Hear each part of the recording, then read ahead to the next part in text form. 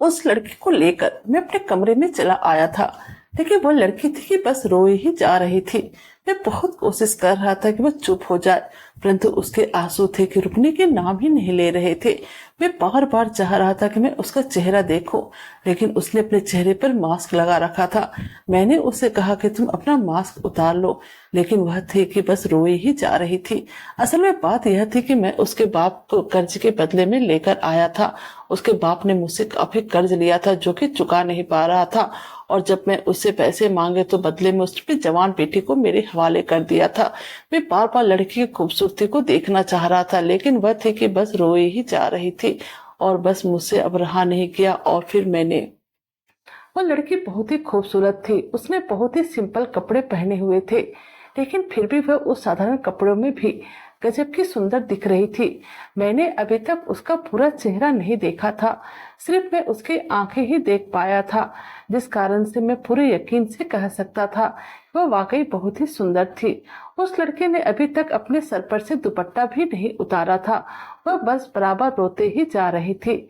मैं उसे अपने घर तो ले आया था, पर जाने क्यों जब जब मेरा दिल उसके पास जाने को चाहता, कोई अनदेखी शक्ति मुझे रोक देती थी। लेकिन मुझे उस लड़की की आंखों को देखकर यह अंदाजा हो गया था, वह लड़की बहुत ही खूबसूरत थी। मुझसे रहा नहीं जा रहा था और मैं उसे देखना चाहता था। फिर जैसे मैं उसके कमरे के अंदर दाखिल हुआ और उसके पास गया, वह लड़की और भी जोर जोर से रोने लगी। मैं उसे इस तरह से रोता हुआ देखकर कुछ न बोला और जाकर चुपचाप से एक कुर्सी पर बैठ गया। मैंने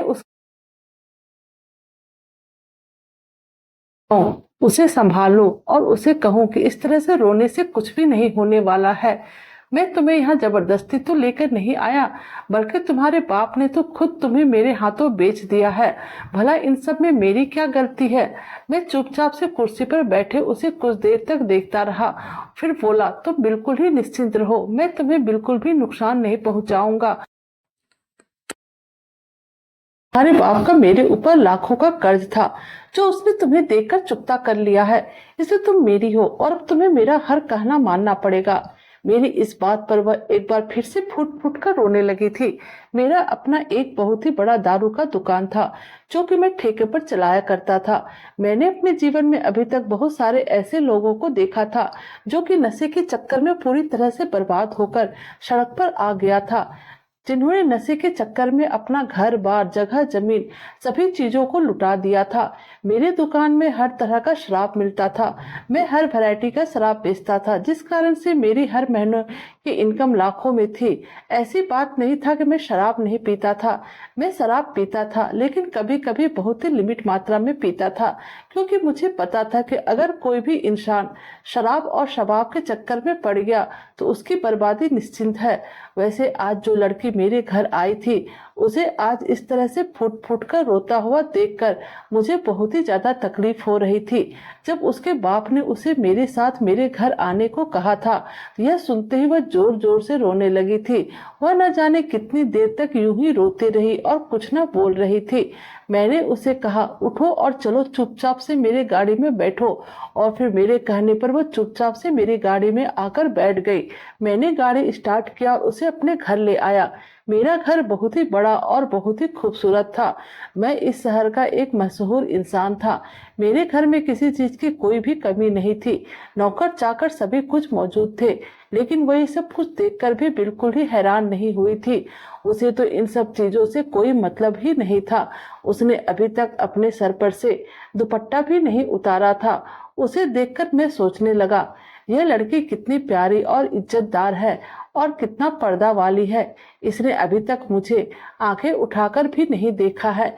वह वाकई शकल से काफी खूबसूरत लग रही थी। उसके हाथ बिल्कुल दूध के समान गोरे थे और उसकी आंखें एकदम से नीली रंग की थी। यूं लग रहा था जैसे वह बहुत ही खूबसूरत हो। अब तो मैं एक पल के लिए भी उसका चेहरा देखने के लिए बेताब हो गया था, लेकिन मुझ में इतनी हिम्मत नहीं थी कि मैं उसे कह सकूं कि तुम अपने चेहरे पर से मास्क उतार लो वह अपने पूरे चेहरे को मास्क से ढकी हुई थी। जब मैं उसे लेकर घर में दाखिल हुआ तो उसी वक्त एक नौकरानी भागते हुई मेरे पास आई। इससे पहले भी कुछ और लड़कियां मेरे पास आकर रह चुकी थी और उन लड़कियों के लिए भी मैंने काफी बड़ी बड़ी कीमत चुकाई थी। जब वह नौकरानी मेरे पास भागती हुई आई तो मैंने उसे इशारा किया और कहा, इसे कमरे में ले जाओ और इसे नाश्ता पानी वगैरह सब करवा दो। और देखो, इसके लिए मैंने कुछ कपड़े भी लाए हैं, या तुम इसे पहना देना।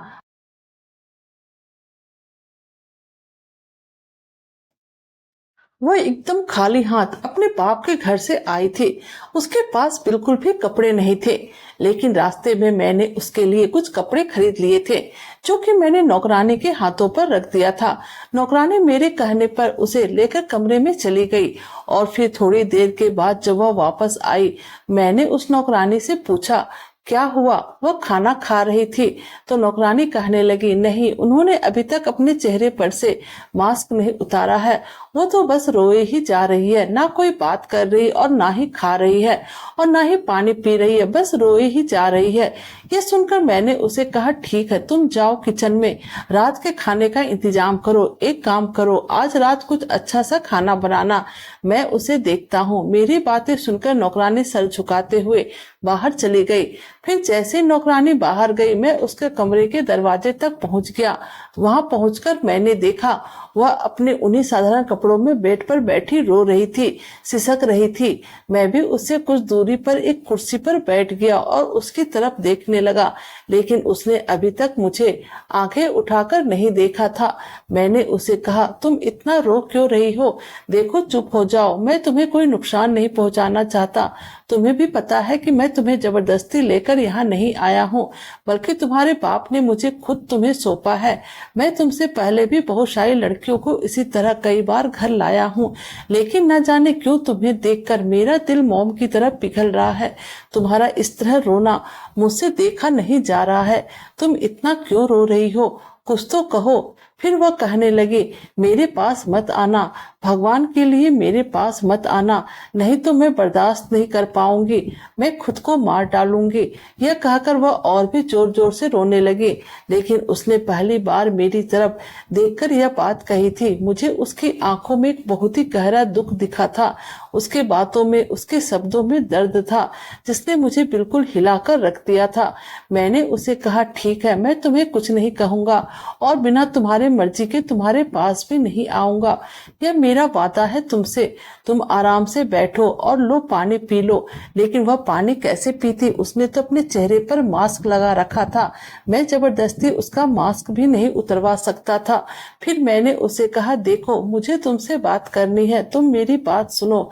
आज तक मैंने किसी भी लड़की को इस तरह से पहनावा में नहीं देखा था।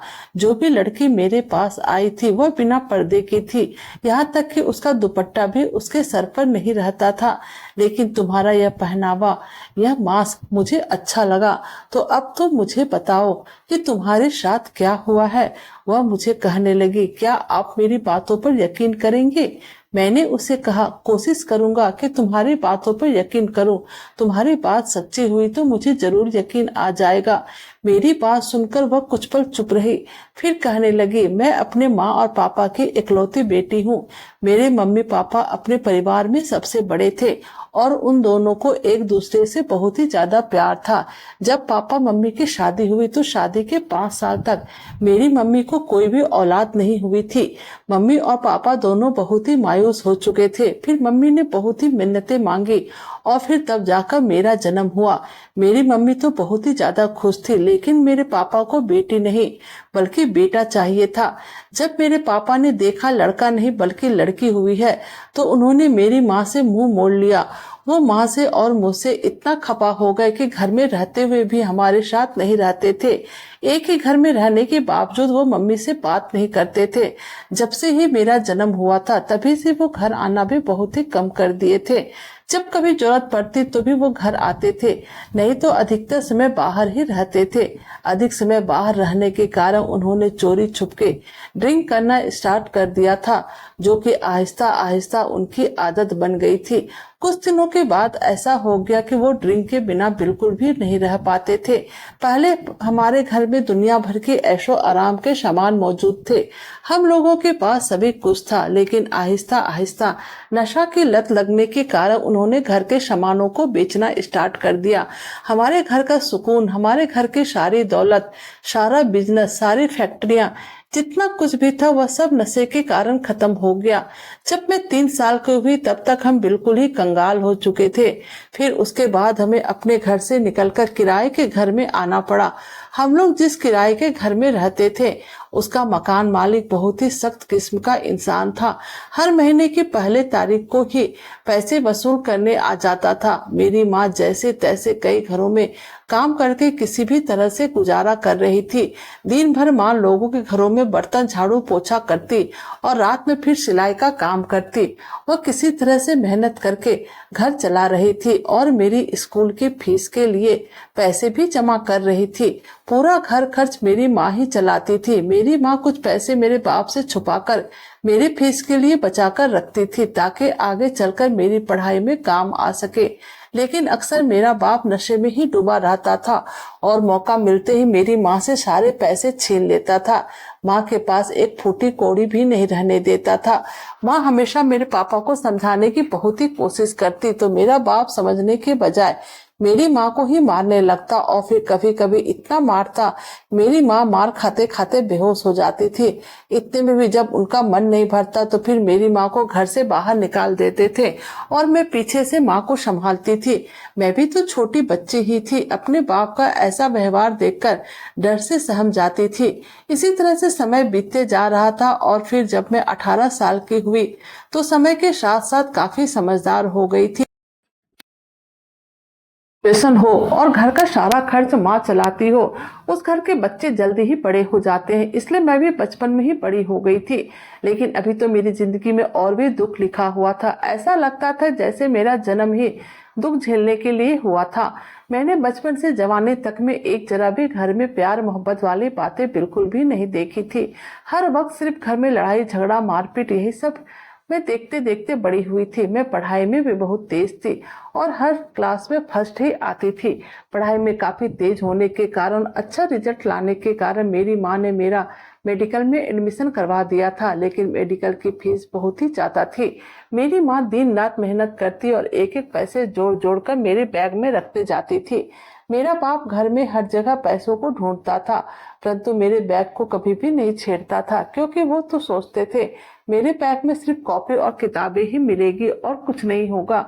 और वो मेरी तरफ भी कभी भी नजर उठाकर नहीं देखते थे। कहते थे अगर इसका चेहरा देख लूं तो सारा दिन खराब हो जाता है। मैं सारा दिन अपने बैग को अपने सीने से लगाए बैठी रहती थी।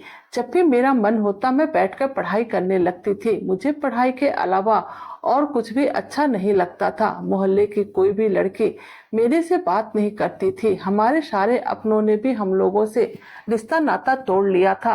पहले जो लोग हम लोगों की इज्जत करते थे आज वही हम लोगों पर हंस रहे थे। पहले वह लोग जो हर बात बात पर मम्मी पापा से सलाह लेने आते थे, अब वह कभी भूल से भी हमारे घर पर नहीं आते थे। और अगर कभी आमना सामना हो भी जाता तो बस मुंह बनाकर और हमारे जख्मों पर नमक छिड़क कर निकल जाते थे। मैंने जब से होश संभाला था तभी से मैं अपनी माँ को सिर्फ रोते हुए ही देखा था। जब मैं 18 साल की हुई तो मैं बहुत ही ज्यादा खूबसूरत दिखती थी। क्या लोग मुझे देखकर जलती थी और कॉलेज में हर लड़का मुझसे दोस्ती करना चाहता था। मेरी मम्मी तो मुझे देख देख कर न जाने क्या सोचने लग जाती थी। फिर जब मैं मम्मी से पूछती आप क्या सोच रही है तो मेरी माँ कहती बेटा तुम हद से ज्यादा खूबसूरत हो और जवान भी हो। मुझे तुम्हें देखकर डर लगता है और सोचने लग जाती हूँ कि कहीं तुम्हारा नशेड़ी बाप तुम्हारे साथ कुछ गलत ना कर दे। न जाने मैं कैसे तुम्हारे बाप से तुम्हें बचाऊंगी। और मैं माँ की बात सुनकर हंसने लग जाती थी और माँ को कहती थी माँ ये तुम कैसी बातें कर रही हो, भला अपने बाप से भी किसी को क्या कभी खतरा हो सकता है। तब माँ कहती तेरा जैसा बाप तो किसी का होता भी नहीं होगा। और यह बातें उस वक्त मेरे सर पर से ऊपर से चली जाती थी। मेरी माँ चाहती थी कि जल्द से जल्द मेरी शादी हो जाए, लेकिन मुझे तो डॉक्टर बनना था और अपनी माँ के सपनों को पूरा करना था। फिर मैंने जब कॉलेज में एडमिशन लिया तो 2 साल तक खूब मन लगाकर पढ़ाई की।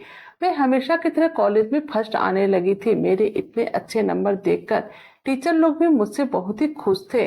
साल तक मेरी पढ़ाई बहुत ही अच्छी चली, लेकिन फिर तीसरे साल अचानक से मम्मी की तबीयत बहुत ही ज्यादा खराब हो गई।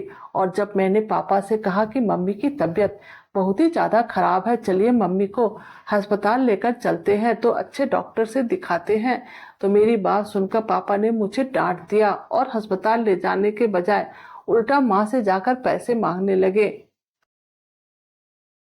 पास फूटी कौड़ी भी नहीं है तुम्हारे लिए, पैसे कहाँ से लाऊं? ये सुनकर पापा सारे घर की तलाशी लेने लगे। तलाशी लेने के बाद जब उन्हें पैसे नहीं मिले, उन्होंने माँ को मारना पीटना शुरू कर दिया। मैं अपने बाप को रोकती रही और रोती रही, लेकिन वो तो सुनने वाले ही नहीं थे। उन्होंने माँ के सर पर दीवार पर दे मारा। माँ के सर से काफी खून बहने लगा था। यह देखकर मेरा बाप घर से भाग गया। अपनी माँ की ऐसी हालत देखकर मैं रोने लगी, चीखने लगी, चिल्लाने लगी। हमारे घर से कुछ ही दूर पर एक डॉक्टर रहते थे। पहले जब कभी मम्मी की तबीयत खराब होती या फिर मुझे बुखार होता, हम लोग उसी डॉक्टर के पास जाते थे। वो डॉक्टर साहब दिल के बहुत ही अच्छे थे। मैं उन्हें अंकल कहा करती थी। आज भी जब मम्मी के सर से काफी खून बहने लगा, मैं दौड़कर डॉक्टर के पास गई और उन्हें कहा, अंकल जी, मेरी माँ की तबीयत बहुत ही खराब है। पापा ने उन्हें मारा है, उनके सर में चोट आई है, जल्दी से हमारे घर पर चलिए। फिर जल्दी से डॉक्टर हमारे घर आए। उन्होंने मम्मी को देखा और कहा, बेटा, तुम्हारी मम्मी के सर से बहुत ही खून निकल चुका है, इन्हें लेकर हॉस्पिटल जाना पड़ेगा। मैंने कहा, ठीक है, चलिए, मैं भी चलती हूँ। वो कहने लगे, बेटा, तुमने कॉलेज जाने की तैयारी कर रखी है, इसलिए तुम कॉलेज जाओ। इतनी भी बड़ी समस्या नहीं है, जैसे कि तुम्हारी मम्मी होश में आएगी, मैं उसे वापस घर ले आऊंगा। मैंने जिद की थी मैं मम्मी के साथ ही जाऊंगी, लेकिन डॉक्टर अंकल ने मुझे जबरदस्ती कॉलेज भेज दिया। उन्होंने मुझसे कहा, अगर तुम्हारी मम्मी इस वक्त होश में आती तो क्या वह तुम्हें कॉलेज जाने के लिए नहीं कहती? तुम्हारे एग्जाम चल रहे हैं, इसीलिए तुम चुपचाप से कॉलेज जाओ और अच्छे से एग्जाम दो। और फिर ना चाहते हुए मुझे कॉलेज जाना पड़ा। मैं सर झुकाकर अपना बैग उठाते हुए कॉलेज चली गई थी, लेकिन दिमाग तो मेरा घर पे ही अटका हुआ था। फिर जब मैं छुट्टी होने के बाद कॉलेज से घर पहुंची तो मेरे घर के सामने बहुत ही ज्यादा भीड़ लगा हुआ था। मैं ये देखकर हैरान रह गई कि इतने सारे लोग मेरे दरवाजे पर क्या कर रहे हैं। यह देखकर मेरा दिल जोर जोर से धड़कने लगा था। मुझे अपनी मम्मी की जल्दी से ख्याल आया और मैं भीड़ को चीरते अपने घर के दरवाजे पर पहुंच गई। फिर जैसे ही मैंने अपना कदम घर के अंदर रखा तो मैंने देखा कि माँ की लाश घर के आंगन में पड़ी हुई थी और उस पर एक सफेद चादर ओढ़ा दिया गया था। सामने ही डॉक्टर अंकल खड़े थे और उनके साथ मेरे पापा भी खड़े थे, लेकिन पापा के चेहरे पर किसी तरह की कोई मायूसी नजर नहीं आ रहा था। जोर जोर से रो रही थी, चिल्ला रही थी। मोहल्ले की औरतों मुझे बहुत ही मुश्किलों से संभाला था। मुझे कुछ भी होश नहीं था। मोहल्ले की कुछ औरतें कुछ दिन तो मेरे साथ रही, फिर सब लोग अपने अपने घर को चले गए, हमें अपने हाल पर छोड़ दिया। डॉक्टर अंकल हमारे घर आते रहते और मेरा हालचाल पूछकर चले जाते थे। पापा हमेशा मुझे डांटते ही रहते थे। मैं अपने घर का सारा काम करती, कॉलेज जाती, फिर वापस आती, फिर घर का सारा काम करती। मैंने एक जगह पर काम पकड़ लिया था और वहां के मालकिन को पता था कि मैं कॉलेज जाती हूँ, मेडिकल की पढ़ाई भी कर रही हूँ, तो उस मालकिन ने मुझे अपने बच्चों को ट्यूशन के लिए रख दिया। लेकिन यह बात मैंने पापा को नहीं बताई। कॉलेज से आने के बाद जब घर का काम करके मैं फ्री होती थी तो मैं मालकिन के घर का भी काम करती थी और फिर उसके बच्चों को ट्यूशन भी पढ़ाती थी। मालकिन मुझे कुछ खाने को दे देती तो मैं वही खा लेती थी। मैं हमेशा पापा से कहती थी, पापा कुछ तो कमाओ जिससे कि घर का राशन पानी पूरा हो सके। मेरे पापा मुझ पर हाथ उठाते, मेरे साथ मारपीट करते, कहने लगते, मेरे पास फूटी कौड़ी भी नहीं है, दफा हो जाओ यहाँ से। आज भी उन्होंने मुझे धक्का दिया था और घर से बाहर निकाल दिया था। अब ये रोज का काम बन गया था। जब भी वो घर में आते तो मुझसे खाना मांगते और जब मैं ना देती तो मुझ पर हाथ उठाते। सारे पड़ोसियों में से एक अंकल जी ही थे जो कि मेरी खैर खबर लेते थे। मुझे लगता था कि वो मुझे अपनी बेटी की तरह ही समझते हैं, लेकिन मेरा यह वहम उस वक्त दूर हुआ जब वो हमारे घर पानी लेने के लिए आए थे। उस वक्त हमारे घर की कुंडी खुली हुई थी और वो घर के अंदर चले आए। हमेशा की तरह मेरे पापा भी उस वक्त घर में नहीं थे और अब तो मेरी माँ भी इस दुनिया में नहीं थी। मैं अपने कमरे में लेटी हुई सिसक सिसक कर रो रही थी, क्योंकि मेरे बाप ने उस दिन मुझे बहुत ही मारा था। मुझे रोता हुआ देखकर कहने लगे, क्या हुआ तुम्हें? मैंने कहा, अंकल जी, पापा ने कंधों पर चोट आया है जिस कारण से मुझे बहुत ही दर्द हो रहा था। कोई दवाई हो तो मुझे दे दो। कहने लगे कि दवाइयों की क्या जरूरत है, थोड़ा सा मालिश करने पर खुद ही ठीक हो जाएगा। लाओ दिखाओ कहाँ पर चोट लगा है। आज उनकी नजर कुछ और ही कह रही थी, लेकिन मैं उनकी यह नजर समझ ना पाई थी क्योंकि मैं दर्द से कहरा रही थी। फिर वो मेरे करीब आए और मेरे कंधों पर अपना हाथ रखकर मेरे कपड़ों को हटाकर देखने की कोशिश करने लगे। मैंने कहा, नहीं अंकल जी, रहने दीजिए, मैं खुद ही मालिश कर लूंगी। मेरे मना करने पर भी उन्होंने मेरा हाथ पकड़ लिया। यह देखकर मैं काफी डर गई और डर के मारे चीखने चिल्लाने लगी। तो उसने मेरे मुंह पर अपना हाथ रख दिया और मुझसे जबरदस्ती करने लगा। मैं जोर जोर से रोने लगी थी और उसका हाथ अपने मुंह पर से हटाने की कोशिश कर रही थी, लेकिन उसका हाथ बहुत ही मजबूत था। उसने मेरा मुंह इतना जोर से बंद किया था कि मेरी आवाज भी बाहर नहीं जा पा रही थी। फिर भी मैंने बहुत ही हिम्मत की और उसे जोर से धक्का देकर कमरे से बाहर निकलकर जोर जोर से चिल्लाने लगी। मैं भागते हुए घर से बाहर निकली थी और फिर घर के बाहर कुछ लोग की नजर जैसे ही मुझ पर पड़ी, मुझे उस हालत में देखकर मेरे पास आ गए। मैं हमेशा पर्दा में रहती थी, लेकिन आज न मेरे सर पर दुपट्टा था और न ही मेरे कपड़े सही ढंग से मेरे तन पर थे। लोग मेरे पास आकर कहने लगे, क्या हुआ? मैंने रोते उन लोगों को बताया वो अंकल मेरे साथ गलत करना चाहते थे। मेरी बात सुनकर सभी लोग दंग रह गए और फिर सभी लोग इस अंकल को पकड़कर बहुत ही मारने लगे, लेकिन अंकल कहते जा रहे थे कि ऐसी बात नहीं है। इसने खुद मुझे कहा था कि इसकी तबीयत खराब है और इसलिए मैं इसका चेकअप करने के लिए इसके घर पर आया था। यह पहले भी कई बार मुझे अपने घर पर बुला चुकी है। उस डॉक्टर अंकल को देखते ही मेरे आंखों में आंसू बहने लगे थे। उसने कितनी आसानी से मेरे दामन पर दाग लगा दिया था। आखिर मैं ऐसे फालतू का इल्जाम कैसे बर्दाश्त करती। मैं जोर जोर से रोने लगी थी। अब सभी लोग अपने घर जा चुके थे, मैं अपने कमरे में आ चुकी थी और मैं अपनी माँ को याद करके बहुत ही ज्यादा रो रही थी, क्योंकि आज मुझे समझ में आ गया था मेरी माँ मुझे मेरे पापा से और सारे लोगों से क्यों छुपा कर रखती थी।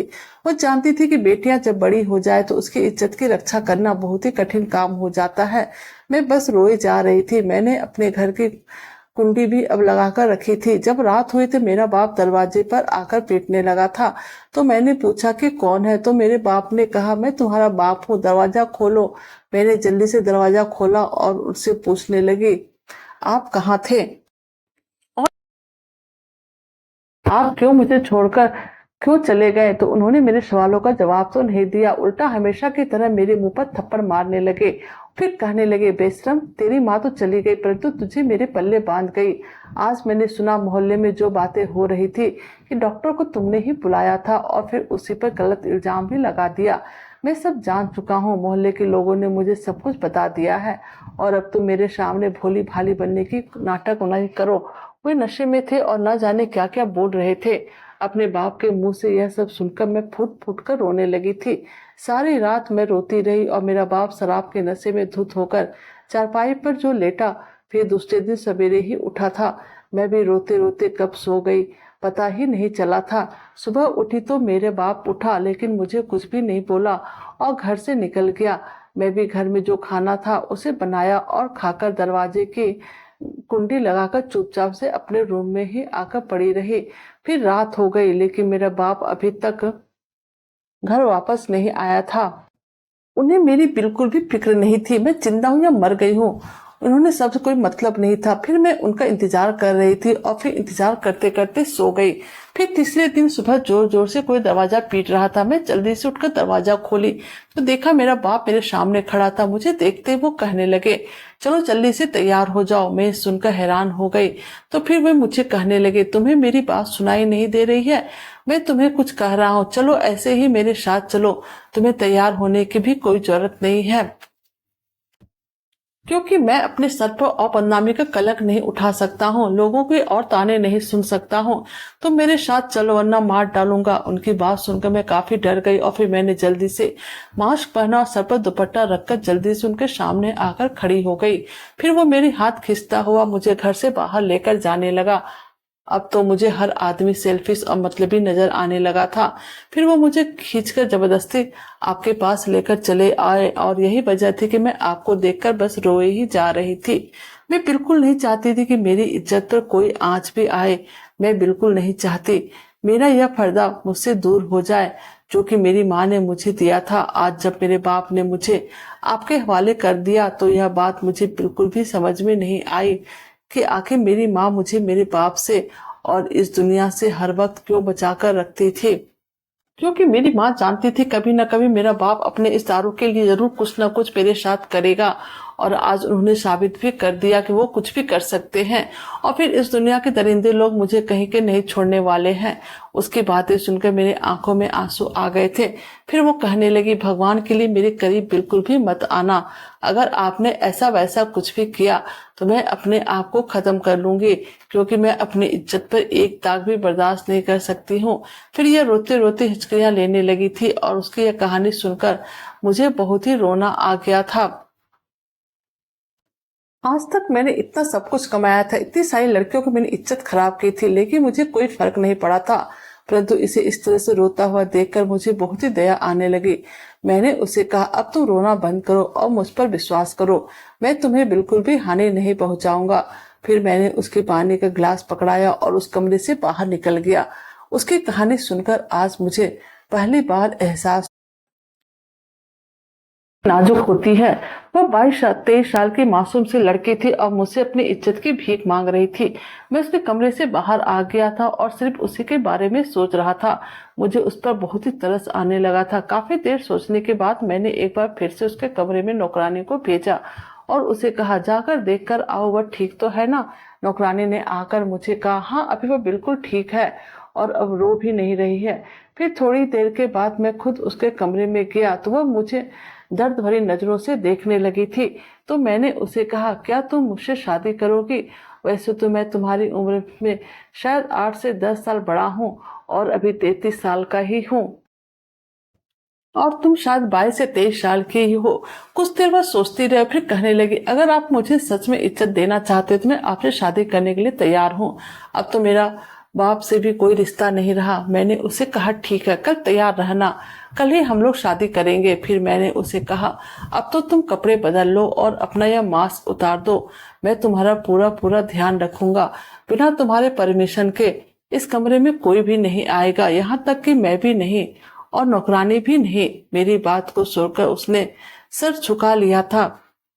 फिर वह कहने लगी, मुझे आप पर पूरा विश्वास है। मैं यह मास्क इसलिए लगाती हूँ कि मुझे दारू जैसी चीजों से बहुत ही ज्यादा स्मेल आती है और मैं इसे बर्दाश्त नहीं कर पाती हूँ।